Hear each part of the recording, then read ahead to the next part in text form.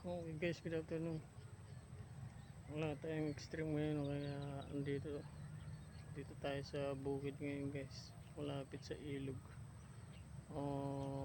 Mga ngahoy tayo, wala na tayong kahoy sa bahay guys para makatipid ng konti, lalo ngayon kamahal-mahal ng gas. Ito guys, papakita ko sa inyo yung nakahoy ko.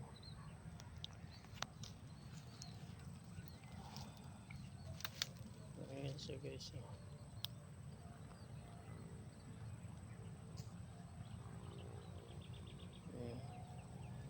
Ayan guys, ready na siya. Bubuhatin ko na lang. Bali mga tuyo na yan guys. Tuyo na siya.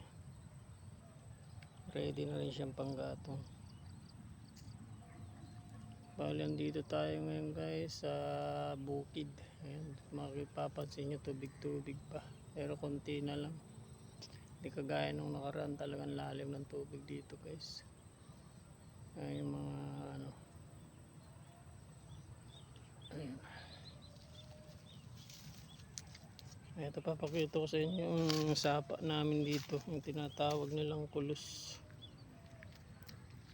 Ayan siya guys, ang lalim pa yan guys, mga kulang-kulang 8 feet ang lalim niyan. Ayan guys. Ayan guys, may mga ulam din pala oh. Meron na siyang suso kung napapansin nyo.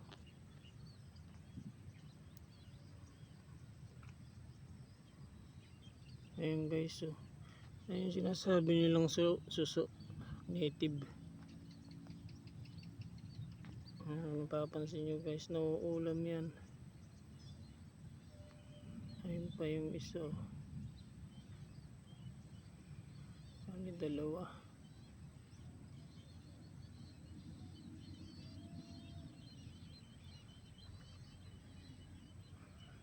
Ayun yung isa guys. Sarap yung guys gataan no, kaya gisa mo lang sa kamatis. Ganito sa buhay sa probinsya guys, masipag ka lang, hindi ka mawawalan ng ulam. Pupunta ka lang dito sa pinakasapa namin.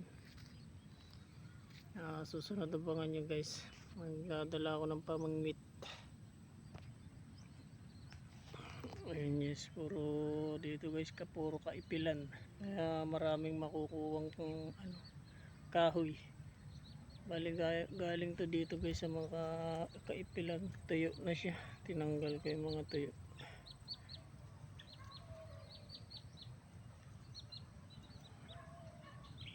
Ito dito may nagpicnic siguro dito guys. Ito kasi mayroon silang ano, pinaglutuan. Ay minsan dito maraming namimingwit gawa na maraming isda. Ayun guys, ang dami pala ng susuno. Kukuha tayo sa isang araw. Ayun guys, yung napapansin nyo.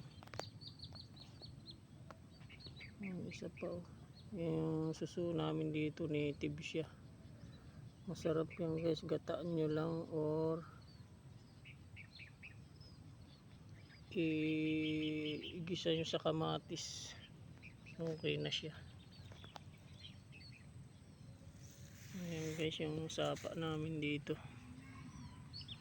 Bali 8 feet ang lalim nyan. Shoutout na rin sa mga nag-subscribe, maraming salamat po. Sir Alan, kay Paritin, at sa iba pa. Huwag nyo pong kalimutan, pindutin yung notification bell para lagi po kong updated sa ipapalabas kong video. Maraming salamat po. God bless.